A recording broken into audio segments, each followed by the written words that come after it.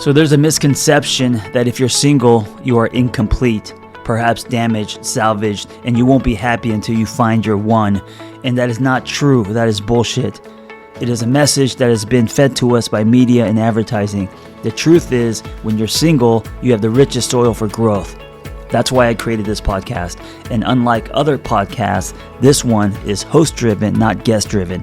That means I will be rotating health and wellness experts 3 times a week to give you the giant box of wellness crayons, not just the primary colors, so you can start building a meaningful life.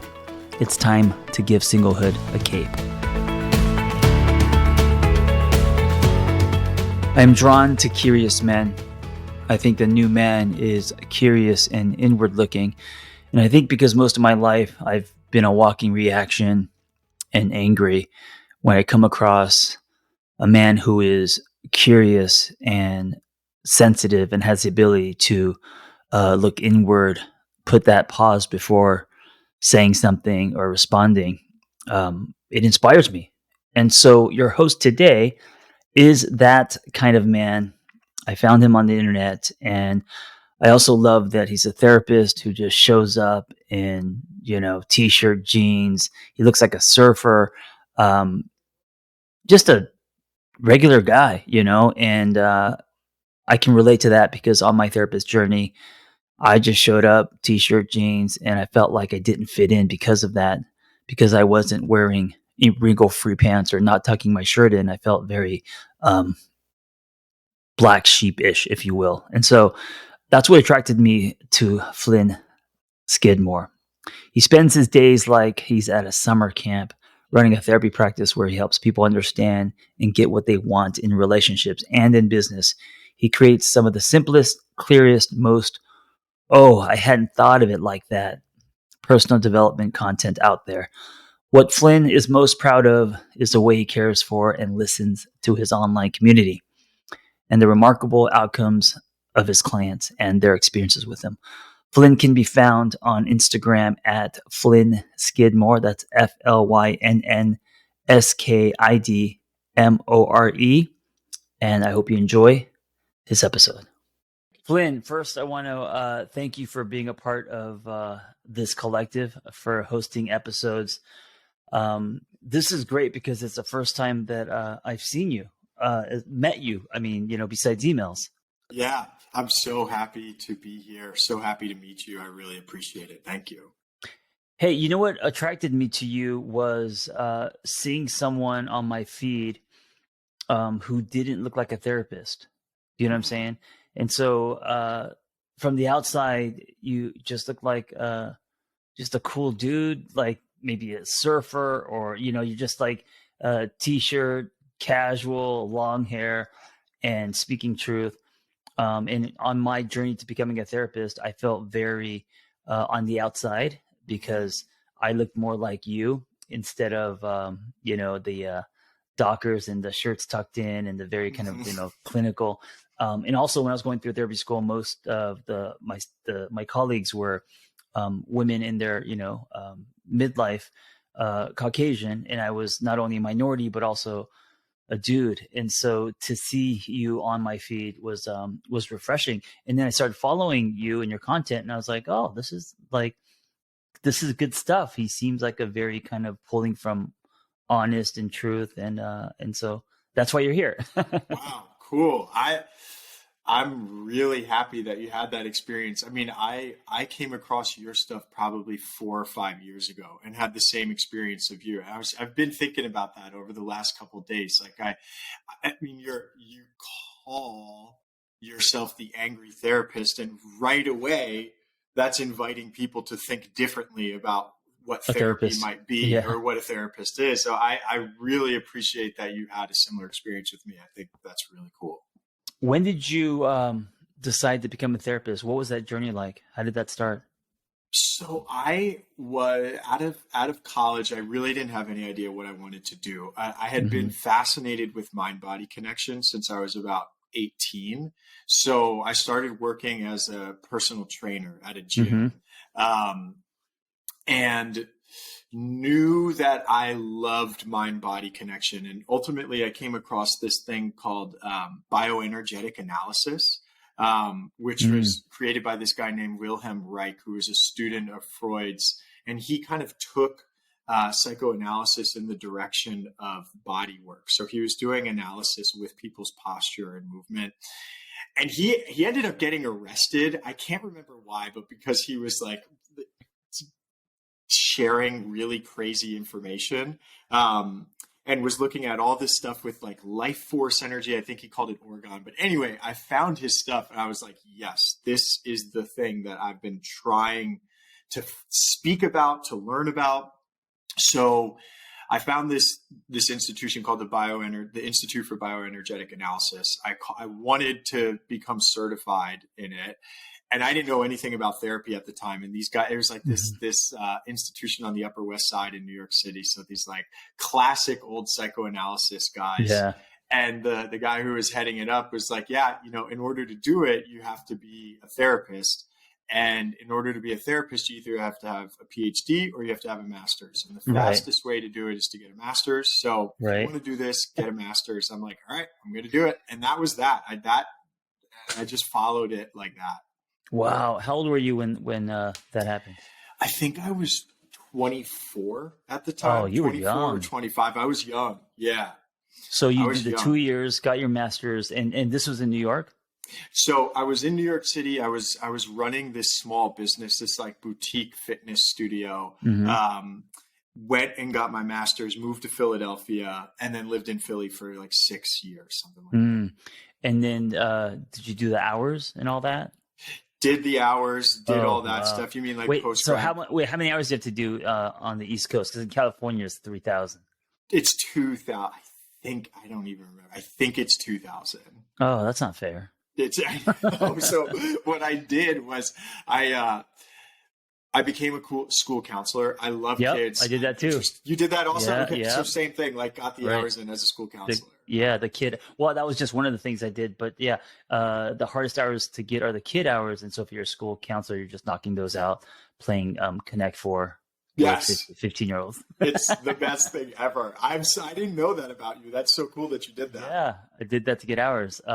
Man, that was a long journey for me. So my therapist was the person that convinced me to become a therapist. And he said, you just got to go to school, get a master's. I'm not a school person. I hate school. I got the master's. And what he forgot to tell me, and maybe he didn't on purpose, was that there was 3,000 hours after that. And that's what took years, man. I took a year off, but it still took me, 5 years or so, just trying to get those hours. And then, of course, the big exam at the end. But wow. So you did all that in Philly, huh? Did all that in Philly and then moved out to California 2 years ago. So COVID hit San Diego. Oh, okay. That makes sense. Yeah. From your videos, so there's always a sky, like it feels like just an ocean or the blue sky. And I'm like, yes. I'm always I'm like walking by the ocean. So I'm curious for you. So you got your license, and then how long into having your license did you start to really do well in content and social media and your books? Oh, all of that was an accident. I was going through a divorce at the time, and so I was rebuilding my own life, and I started a Tumblr blog back in like 2010. Man, this is before Instagram, before social media was a thing. And Tumblr made blogs popular, and then people started making blogs on their own website. And I called it The Angry Therapist. And I thought it was kind of funny that a therapist was angry. And I thought, it's a way of humanizing myself. I also, in my 20s, was a very angry person because I was miserable. But that's where I started, just Tumblr, man. And I started documenting my story. I mean, basically like what you're doing, but via blog format. And I must have pushed out 5,000 blog posts or so. Wow. I had a lot of time on my hands, man. And I got traction there. I think I got like 60,000 readers. And from Tumblr, I just took a butter knife and it rippled into whatever was next. So, Instagram, Facebook, all of that. And then of course I started doing videos, and that it's so much easier to pick up a phone and do a video than Yes. to sit down and write a blog post. Yeah. Yeah. But Well, yeah, it's that turned funny. into I'm a thinking practice and all that. for someone who doesn't like school, it's really cool and interesting that you decided to write so much. I mean, 5,000 blog posts is an immense amount of writing. Yeah, I basically journaled and just hit post afterwards. So it was kind of a Uh-huh. public journal. I wasn't doing it for anyone else but me. And Uh-huh. it's kind of what got me through my broken heart. It's Mm-hmm. in journaling, and I see you doing it in your videos. Journaling's powerful. It's a way to process kind of by yourself. And so I use Tumblr as a therapeutic tool. Mm. Wow. Cool. So there was Were nothing in you your life that was a catalyst to you becoming a therapist, like a big event change. Like for me, it was divorce. It was more of something that you saw, like, okay, I had a passion for mind, body, and fitness. I see this thing over here. I'm going to marry the two. I mean, I think there were as my interest in mind body connection was developing. I think one of the main reasons why I became really interested in mind body connection was because my dad was diagnosed with a chronic illness when I was 18. But he's such a loving guy, and also like classic blue collar warrior Right. energy. Like tough dude, and also had been sick most of my life. And was finally diagnosed with a chronic illness when I was 18. And I was really fascinated by what was happening, because it was clear to me that there was something happening with unprocessed, unhealed childhood trauma that he had experienced, Mm-hmm. and him being sick all the time. That connection was clear to me. And when I was like 18, 19, things just started to become clearer and clearer that there were parts of him that actually needed to be sick, because those parts of him had learned that being sick was probably his best survival strategy, in some ways, his best way of accessing love, safety, and belonging. So seeing things like that, putting those pieces together, I mean, I would say that was one of the main things that catalyzed my interest in learning about this kind of stuff. It's pretty amazing that you saw that at 18. At 18, I was stealing car stereos, and you were connecting dots with what's going on internally with your father. Well, So I was smoking a lot of weed, and I had just gotten like a bunch of surgery, so I couldn't play sports anymore. So I was smoking weed, and I started doing yoga, and the combination of those two things, where it's just like, whoa, I'm mm, really connecting these dots. So it's not like I was setting out to do anything noble. I was just smoking a lot of weed and like passing the time, and then it just happened to you said safety. What was the three things you said? love, safety, and belonging. So talk about that. How does love, safety, and belonging, um, how does that play in our life? That's it. I really appreciate you picking up on that and asking. So, Hmm.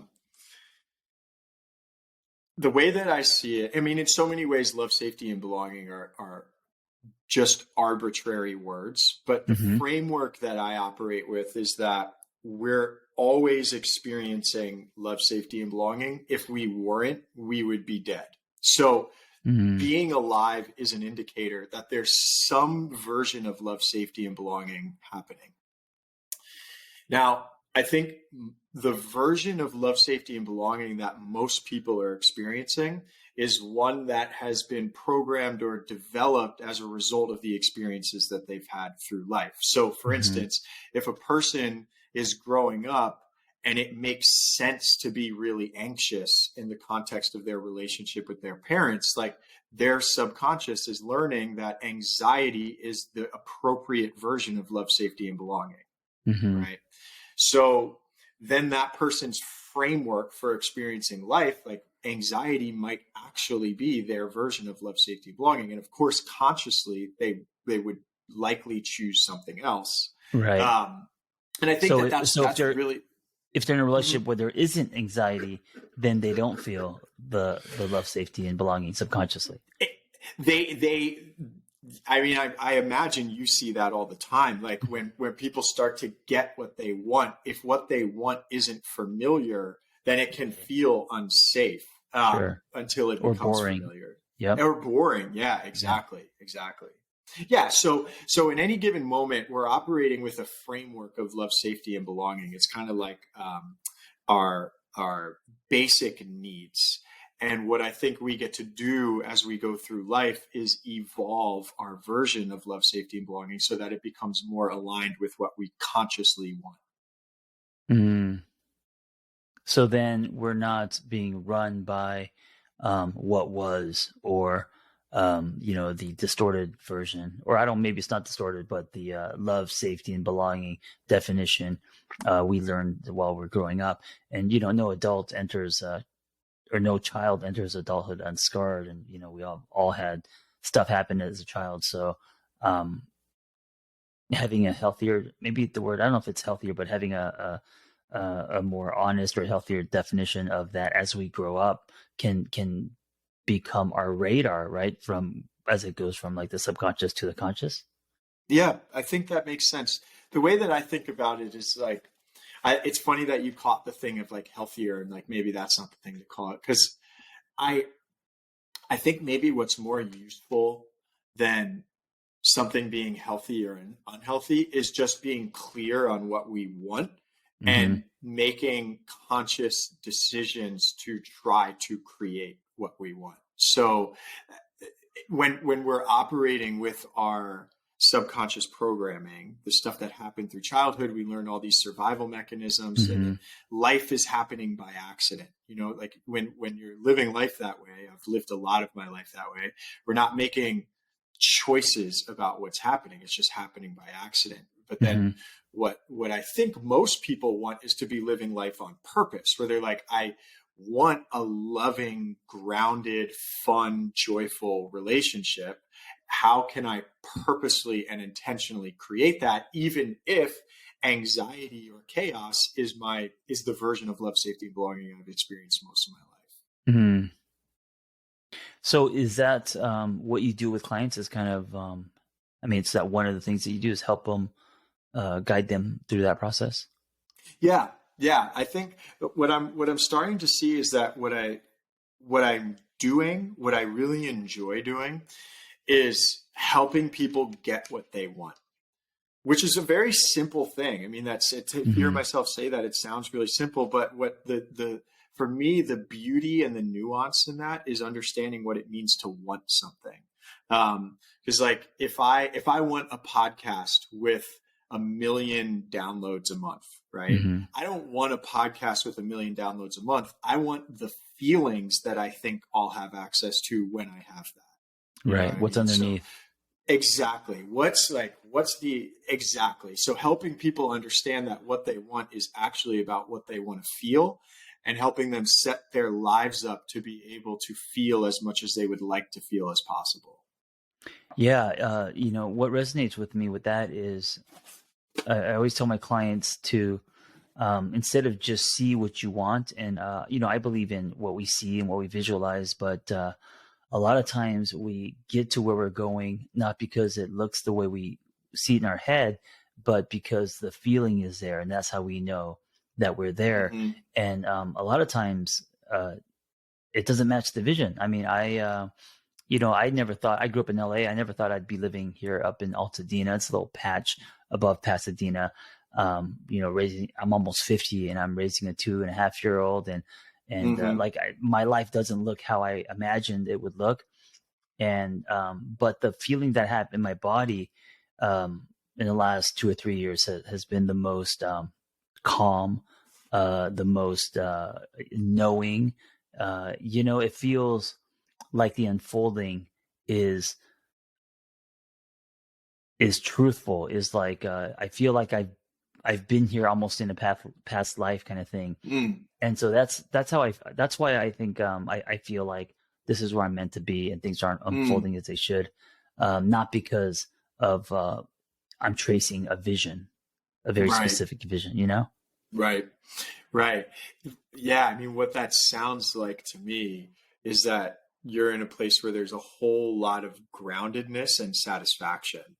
Well, yeah, a lot more than More. before. And of course, that doesn't mean that I'm continuing to build. I still want things, like a 90s 911 triple black turbo, stuff like that. I like cars and motorcycles. But I mean, there are things that I want. Like you just said, a million, a podcast that gets a million, whatever, of course, I've got goals.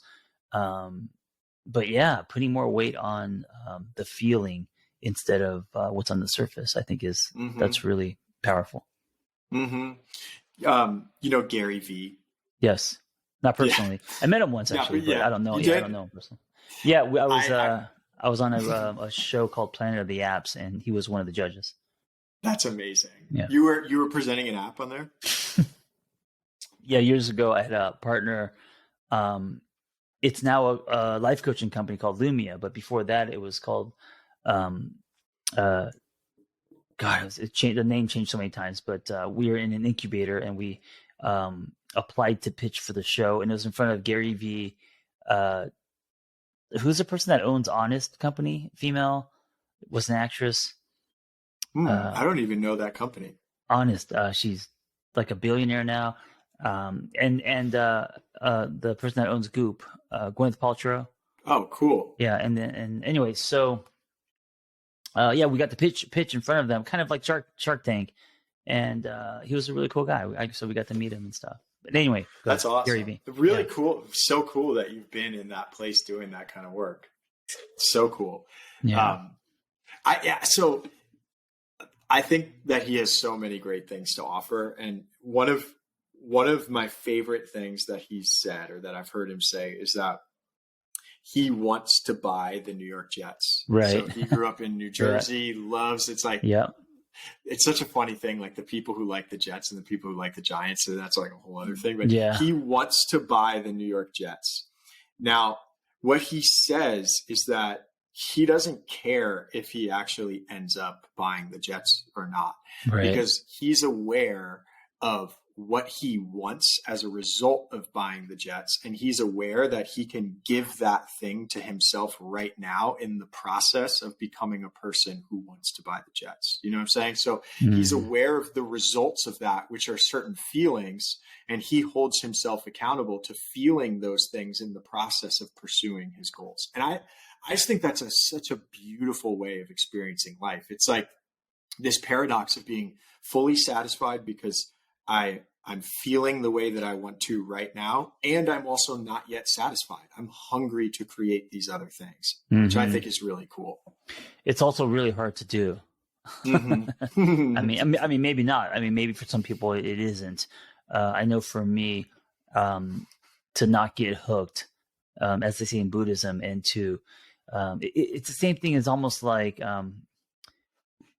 non-attachment, being happy, and finding life in your life, finding joy in what you have, practicing gratitude, and at the same time wanting more, not having a ceiling, and that it's a interesting dance. It's hard to pedal that bike.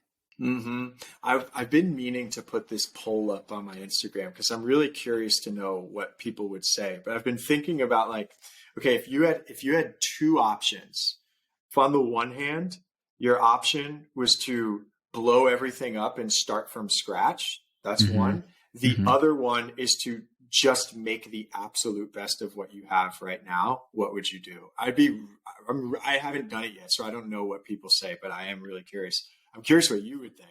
When you say blow everything up and start from scratch, what do you get from that? What do you get in return? Just a blank canvas? I guess so. Yeah. I don't and really then what's know. What's the other option?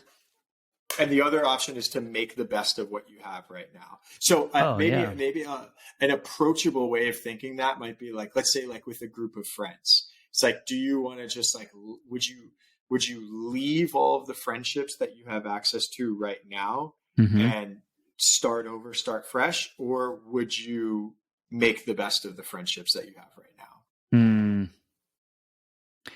I think for me, it depends on if the whatever you're trying to build, whether it's a relationship or an empire, is salvageable, if it's healthy, if it's Mm-hmm.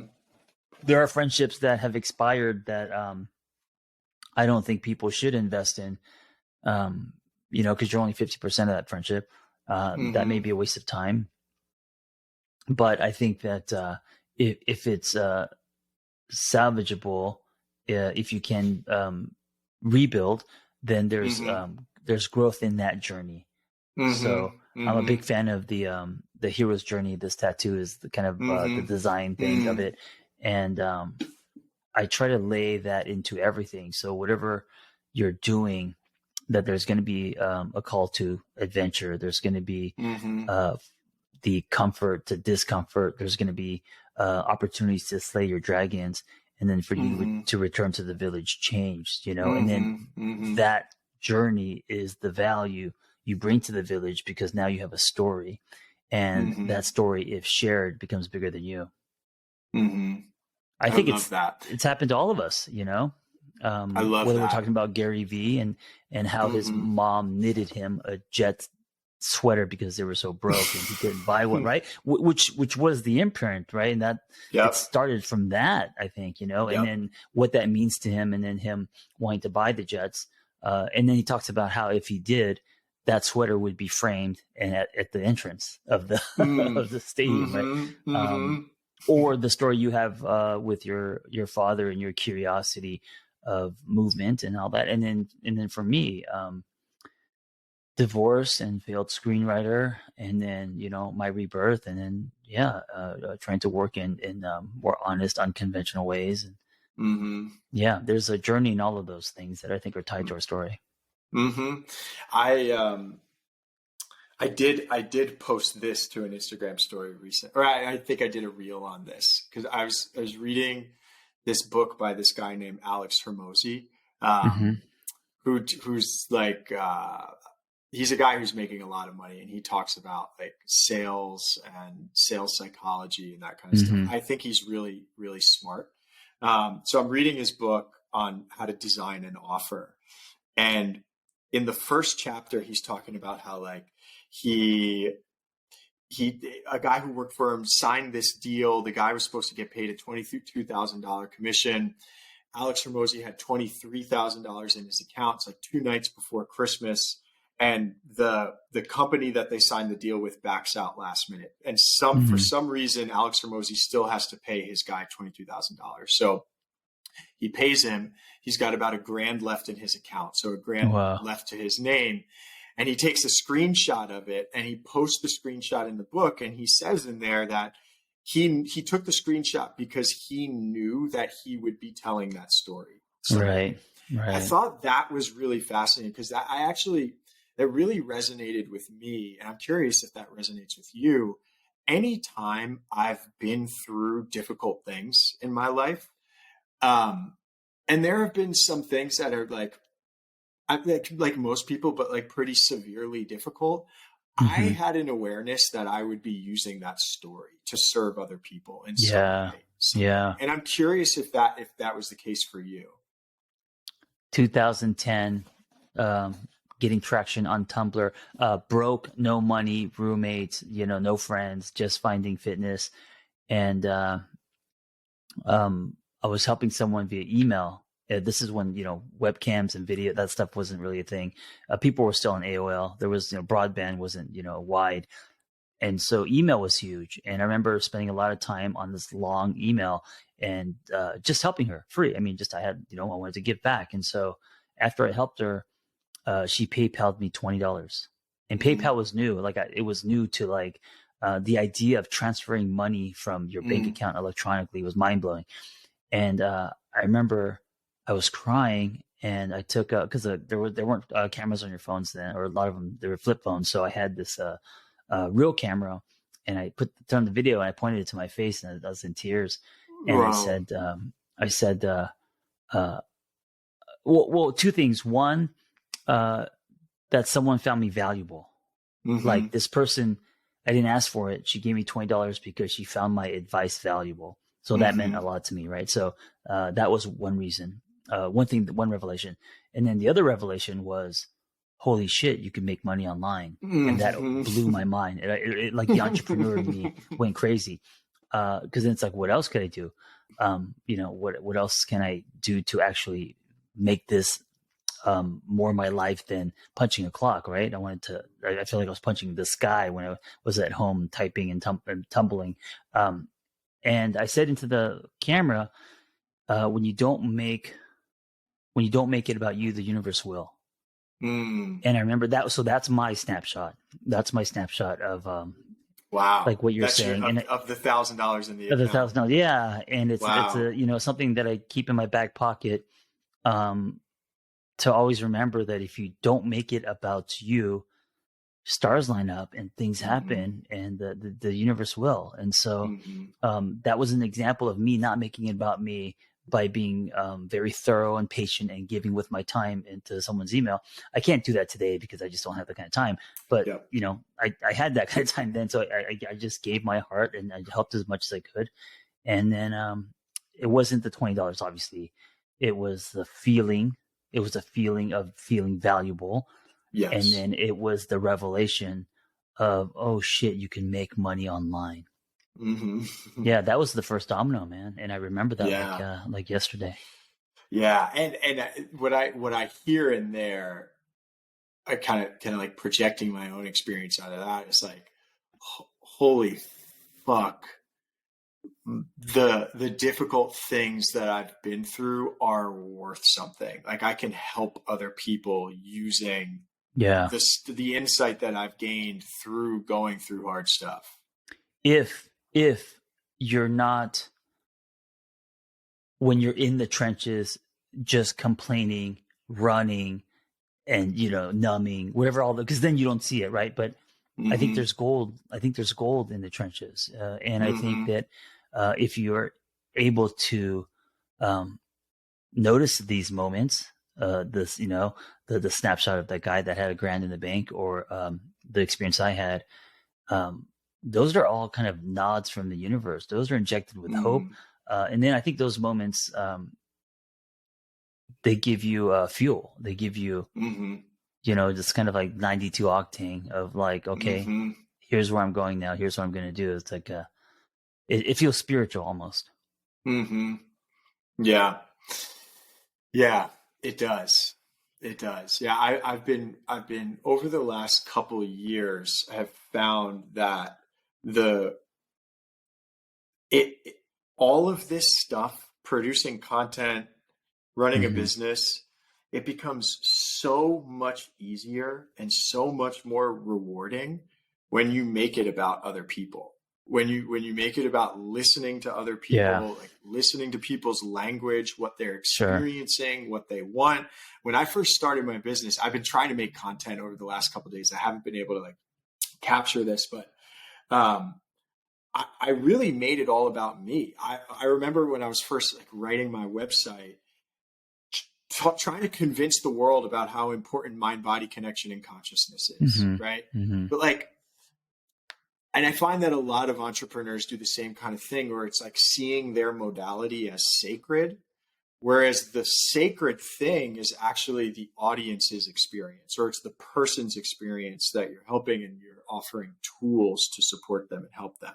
At least for me personally, like I found that model, not seeing what I have to offer and not seeing my perspective as necessarily sacred, but a tool that I'd like to help a person with, has made this experience so much more enjoyable and so much Hmm. more creative for me. I have so much more access to more material and information and perspectives.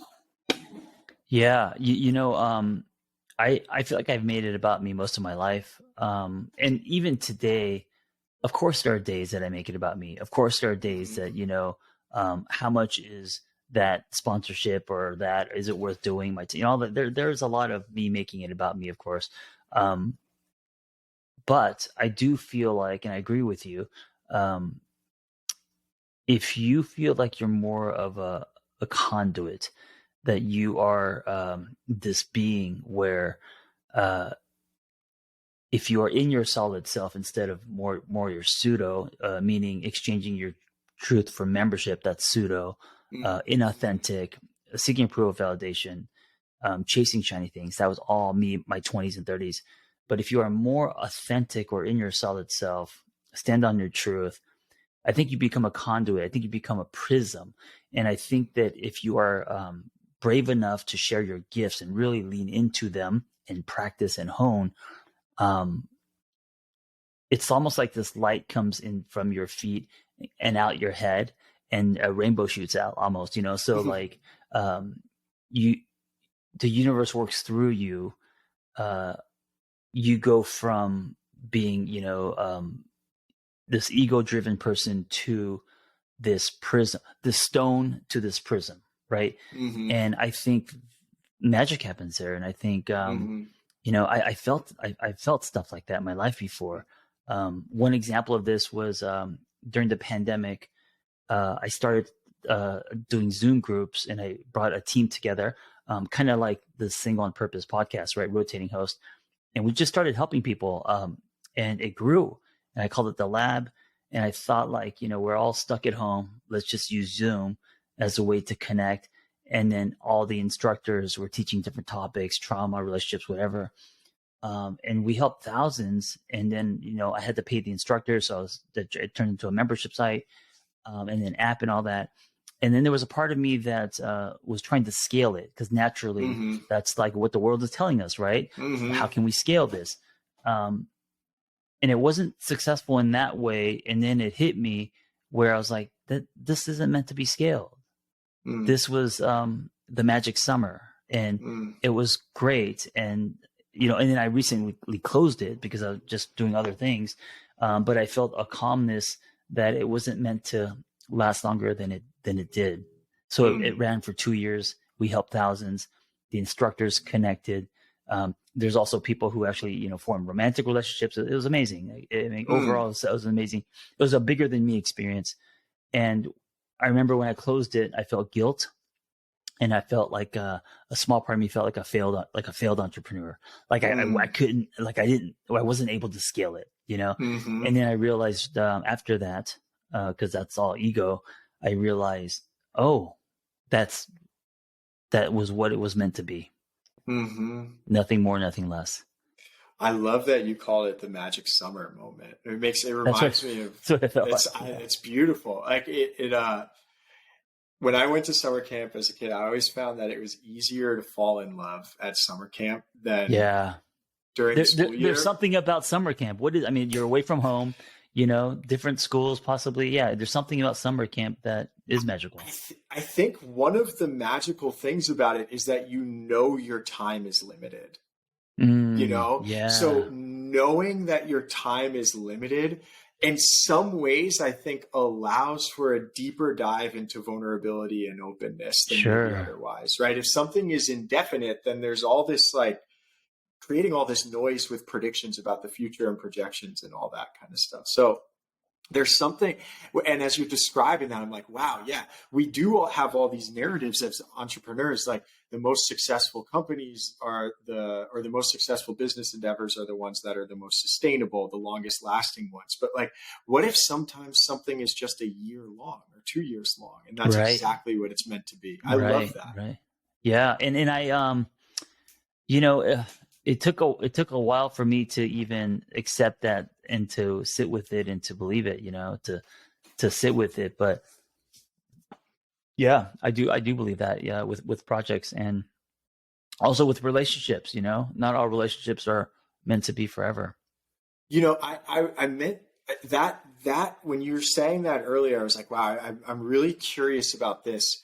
The thing about salvageable. You're like, if a relationship isn't salvageable, then let it be and create something new. What do you think are the best ways to know if something is salvageable or not? Yeah. So one, if the other person is going to hit the ball back. So if you're in a relationship, friendship with a family member, or intimate romantic relationship, if you're the only one that's trying to work on yourself or taking ownership, the other person is pointing fingers and is in denial, to me, that's not salvageable. It's 50-50. And even if you were 100 of your 50, you're still another 50. Someone needs to. And so I think the beginning of salvageable means two people on the same page, both willing to look inward and work toward the relationship. If that's Mm-hmm. not there, then I don't know how one person is going to fix the whole relationship. Mm-hmm. Mm-hmm. Do you so you're 50 years old, you said? I'm 49. Watch your language, 49. Flynn. Right. I thought you said Yeah, 50. Sorry. I'm swimming towards 50. I'll be 50 in April, so I don't know what that is. Less than half a year. I mean, you look great for 50. They're so, Filters, that's, lighting. so that's cool for me to know about, because I'm 32 and I have all these ideas about what makes for a successful and sustainable relationship, but don't really have time as something to speak to whether or not they actually work. How many relationships have you been in personally? Oh,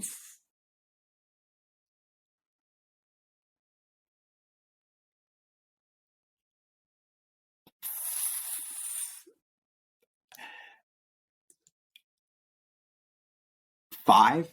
I mean, it depends on how we're defining a relationship. Right. I mean, you would define it. Whatever a relationship means to you. So 5. All right, I'll do that. 1, 2, 3. Yeah.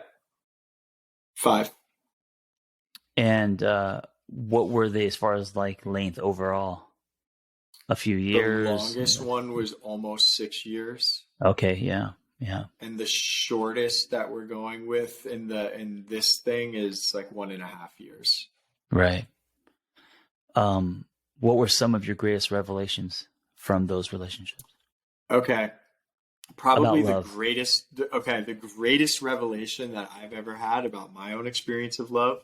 I left, it was this kind of interesting time. It was in the fall. I had just committed to leaving my job as a school counselor, so running my private practice full time, and had just left this relationship that I had been in for almost 2 years. And I took some mushrooms and went on a long walk. And I was living in Philly at the time, and I realized that what I had been doing for most of my relationships was seeing a quality in a person that I thought that I couldn't replicate, that I needed to have in my life. And sometimes those qualities were like being organized with Excel sheets and being financially literate, stuff like that. So I'd recognize a quality in a person. Now, I also realized that there is something about the relationship dynamic where I wasn't allowed to be as expansive as I would have liked to be. The relationship dynamic didn't support me being as expansive as I would have liked. However, I was attached to this person being something that I needed them to be. So what I would do is make myself small in order to make them comfortable, because I thought that was the best strategy to kind of change them into who I needed them to be. Right. So needing them to be something. And of course, all of this happening underneath, and you looking back and having these revelations, because when we're in relationships, we don't really, I mean, I guess you can through couples therapy and stuff, but a lot of it is underneath. We have to unearth it. Right. So, yeah. Yeah, totally. And I would say I was vaguely aware of it during, but it was really in retrospect where I was like, wow, I was miserable in this experience, miserable. And like every day convincing myself like how, like, some things are just like this, some things you got to just commit to, like, operating with all those kinds of narratives to keep me in it. But yeah, after the fact, realized like, wow, I was investing energy into like blaming this other person, but really I was just choosing to be smaller. I was choosing to make myself small, and it made sense to be in that relationship because then I didn't have to deal with the fear of what life might look like if I actually committed to my expansiveness. So once I got hit with that realization, I was able to make a choice. I was like, okay, I'm never going to do that again. I'm only going to invest in expansiveness. Mm. I love that word expansiveness. I tend to bring things to street level just because in my own head, if I don't simplify it, I don't understand. And so sometimes I'll break things down to is it constricting you or expanding you? Is it constricting you Mm-hmm. or expanding you?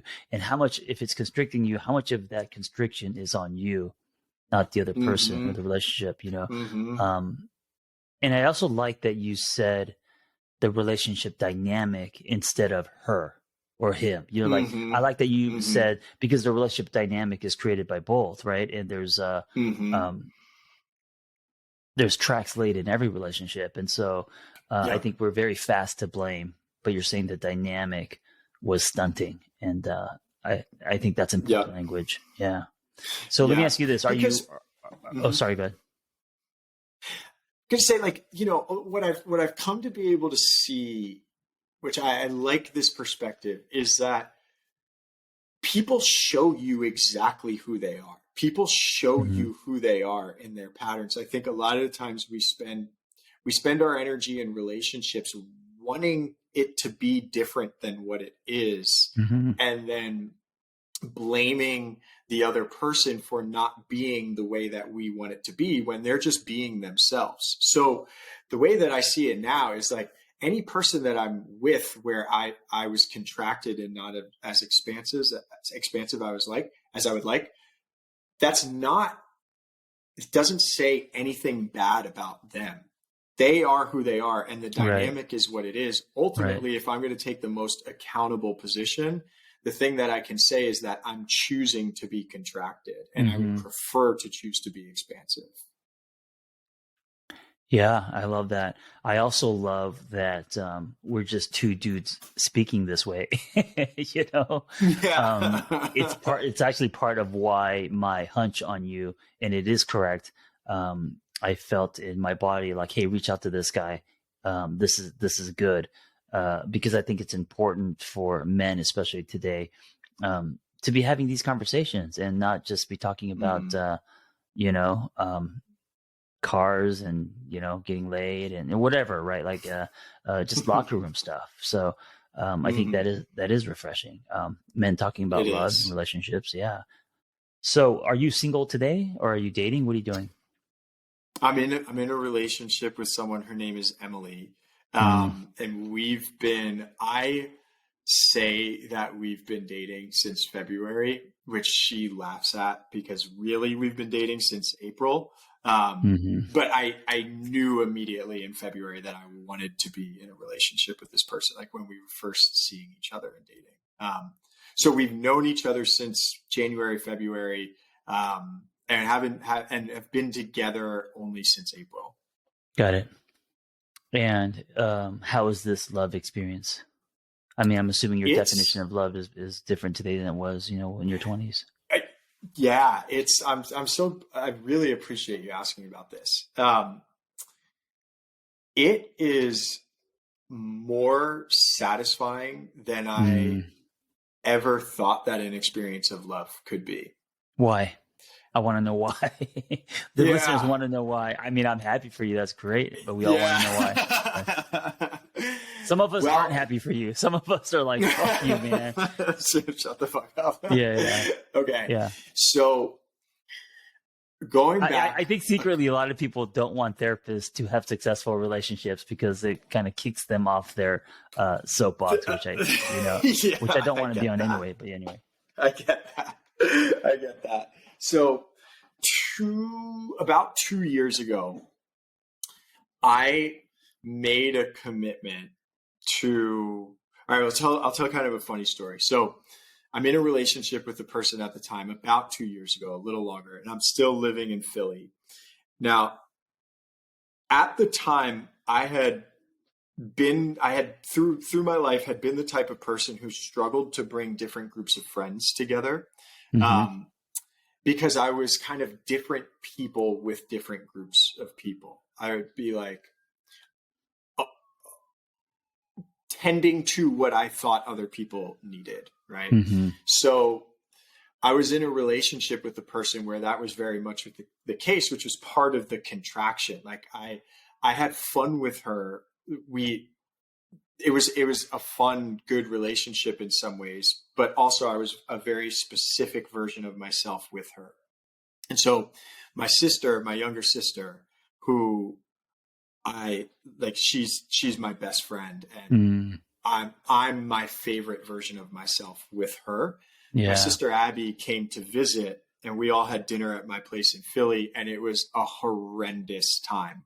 When the person who I was with at the time, she left to go home, Abby started crying Mm, because she like it didn't feel good for her, and she didn't like the idea of spending years and years with having to like not have the version of me that she liked the most, right. which is also the version of me that I like the most. So after that, that was sort of the final straw, and I ended the relationship. And then I decided that I'm never going to enter a relationship again where I feel contraction. Yeah.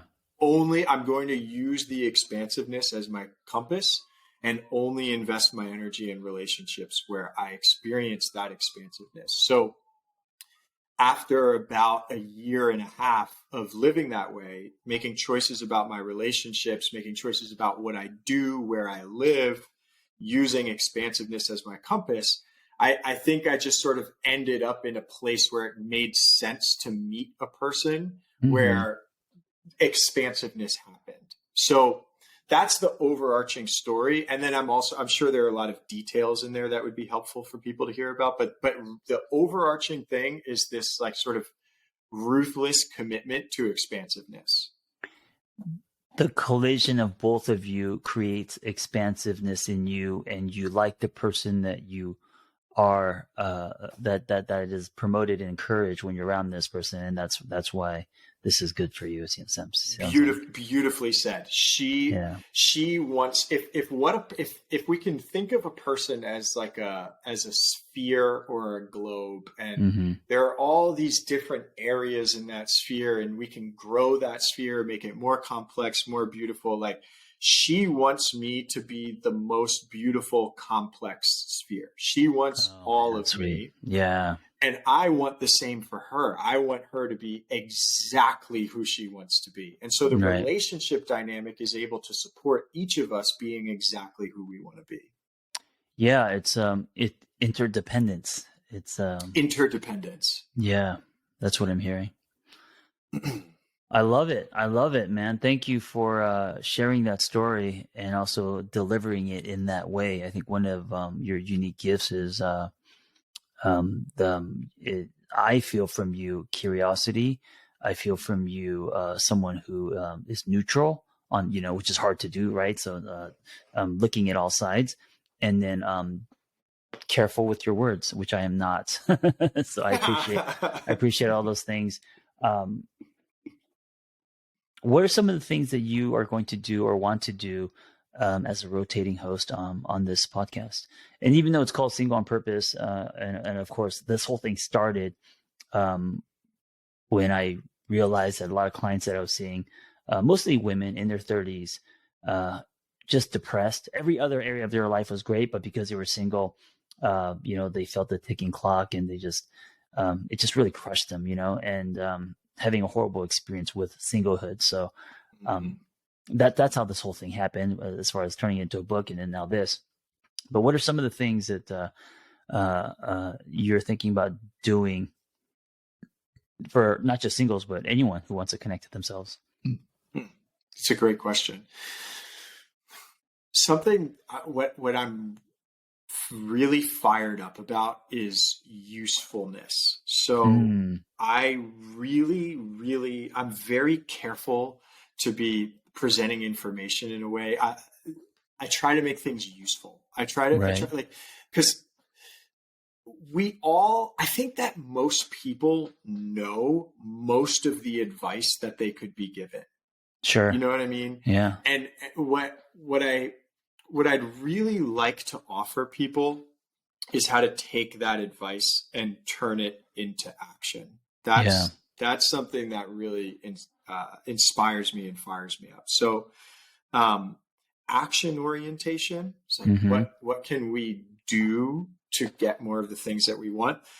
And what I'm really excited to offer the world is this understanding that what we want, we don't get what we want until we realize that what we want is available right now, and start Mm-hmm. practicing in as many moments as possible of experiencing what we want. Mm-hmm. Um, what I've seen is that when people start to live that way, a really simple example would be like, so if what we want is a feeling, right? And you're pouring tea, you could have a whole bunch of different experiences pouring tea. You could you could say you want to pour tea because it's going to be soothing, but you go into pouring tea and actually it's an experience that's frustrating and chaotic because you're Mm-hmm. rushing the process, right? Mm-hmm. So really simple example would be like, okay, so what would it look like to do this thing in a calm way? What's it look like to do soothing?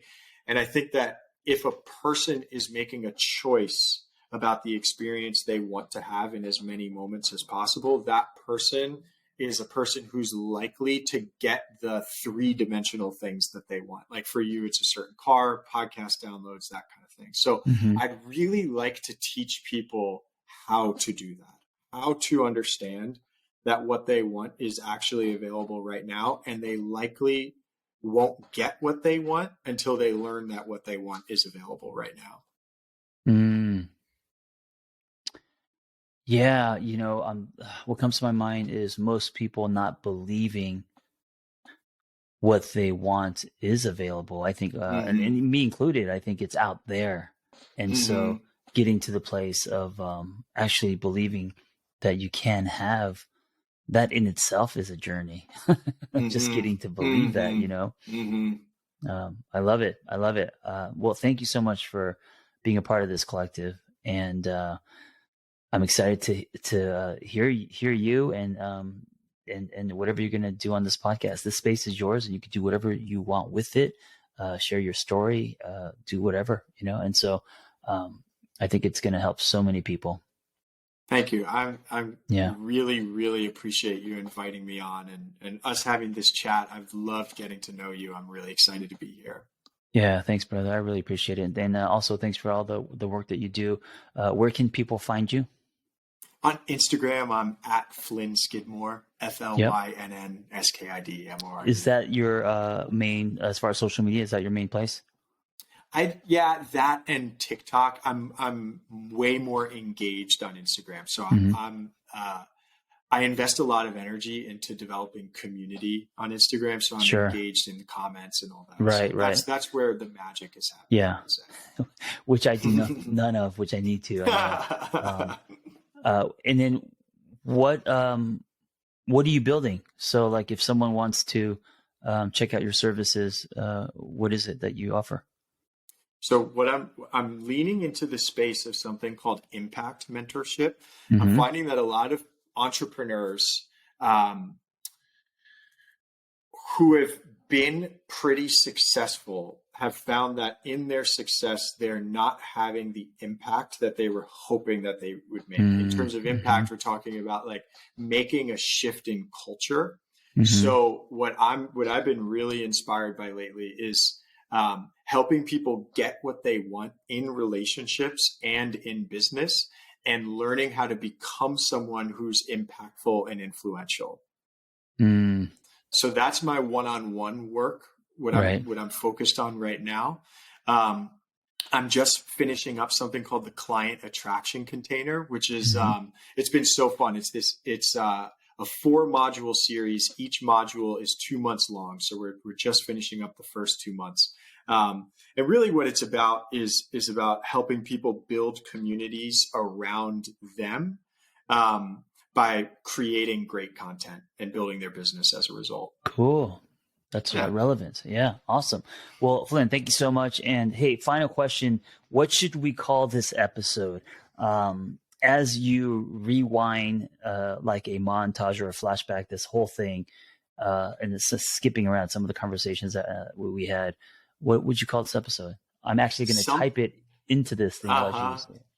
There's something about like summer magic. What was the thing that you said? What Summer was your magic. words? Summer camp magic. Summer camp Summer magic. camp magic. Yeah. Oh, you want to go really abstract? All right, I'm gonna call it summer camp magic. I With love that. We'll see how that Yeah, goes. awesome. Well, thank you for listening, everyone, and be well. Have a great night. I hope that episode was helpful. Hey, listen, if you want to share your singlehood journey, if you've gone somewhere and come back, if you have revelations and wisdom, please share your story. It's going to help other people. Nothing makes us feel more connected than hearing other people's stories. So just send me the audio of your story, and you can just record it directly from your phone and email it to theangrytherapist@gmail.com.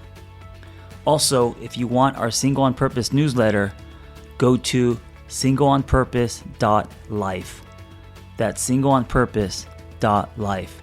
You will get tools and articles and other people's stories, and also Zoom links to private gathers. So if you want to join our community, go to singleonpurpose.life.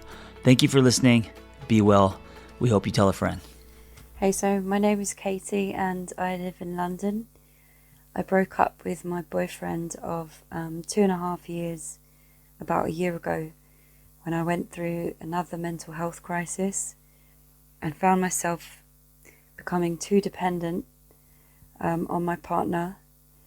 I was really in a dark place and I couldn't see when the tables would be able to turn and I'd be in a place where I could support him again.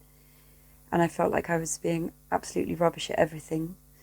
And so I thought taking out being a bad girlfriend from the equation would give me some peace. But we were also at a crossroads. We'd spent every weekend together during COVID, but hadn't made the move to move in because of different locations across London. And he continued to work in Southeast London when I lived with my children North London in the weeks, and they went to their dads at weekends. But we got, 2.5 years in, thinking about getting serious. He ideally would have liked to have a child. I was going further and further away from that idea. And I also realised that we both suffered mental health and we both accommodated each other's mental health. But it got to a crux where my own trauma brought about how he hadn't dealt with his trauma. And so I decided it was time to make a break. And I completely cut contact with him, not to be harsh, but so that we could heal without any complexity or, any difficulty about a grey area of a friendship after what was really, at the time, a very loving relationship and supportive for the time that we were together. But I realised also that I had just stumbled from one relationship to another, and realised that I was both anxiously attached to everyone I'd been with and had that tendency to be codependent and feel needed all the time and have someone that I could rely on as well. So I committed to myself to stay single.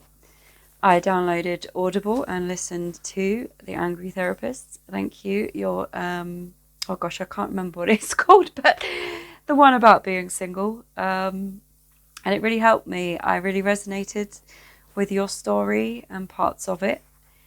But I have really, really enjoyed over this last year getting to know myself and being comfortable with myself and enjoying my own time and protecting that. And I've gone through like that breakup thing of not being able to listen to love songs without feeling like I'll never feel that way again. And I used to feel like that. And then just one day realising I was listening to those songs again and just being happy for those who were in that situation. To then just not even having dating on my radar. When I first was out of the relationship, I actually was listening to a lot of your TikToks, your short videos, and other influencers on relationships as well. I can't think of their names right now, but it just really helped me to process kind of the mistakes I'd made, how my priorities weren't right, how I wasn't being somebody that I would like to date, and how also I became more consumed with the relationship. In so much so that I didn't have interests that were just for me, and I wasn't the person that people fell in love with when they fell for me, because I just became all about the relationship. And so I've just spent this year reconnecting to the things that I enjoy, building myself up, volunteering, and it's got me this week a paid role working within mental health and doing peer support work that really, really resonates with who I am, with my story. I haven't had to hide my story to employers. I'm actually using my lived experience and focusing on my career and my children and my house, and just having a peace that love will find me when it's meant to, and when life is settled for me and I know how someone can fit in. Obviously I will compromise as well, and some of the issue with my ex-boyfriend was that I didn't feel he was compromising enough for me as a single parent and sacrificing enough. And I realised that it was his possibly undiagnosed PTSD and trauma that was getting in the way of how much he could compromise and give. And there were parts of him as well that he would not let me into. And I had laid my soul bare through my crisis. I had hit a complete rock bottom and been completely open with him. And I didn't feel that he was giving me that too. So I became very aware of trauma bonds, and so many red flags. I'd been in a controlling, coercive, abusive relationship previously, and realised that my dating after that was just a completely unhealthy coping mechanism for me to distract myself and just constantly have somebody. I became addicted to attention, and I realised if I want attention from men, I can go on the internet, I can get that straight away. Even if I want sex from men, I could go and I could find that really easily, but that is not fulfilling, and it ultimately led me to have lower self-esteem. Whereas now I've found a life where I'm building up my self-esteem, I'm building up myself, I'm reading books that I just enjoy for fun, that I didn't have the brain power for before because I was just chasing other people. So yeah, that's my singlehood story, and I'd be quite happy if it is for years to come. My children are 10 years old and 8 years old, and I share care with my ex, and we're very amicable with that. But I have to put them first, and find somebody who will kind of fit in with my antisocial hours of both work and caring for my children. And I'm happy to do that, over a longer period of time if it's going to last forever. So yeah, that's my story. I hope you enjoy hearing it, and many others. And I'd be interested to see what you're going to do with these stories. So I hope that's been helpful and succinct enough. I have a tendency to waffle, so I'll end this now. So thank you to you and your wife for your content. I've read one of your books. Interested to read more, and thank you for sharing some of your journey and your stories with me and others, because it's really helped me in finding myself too. Thanks.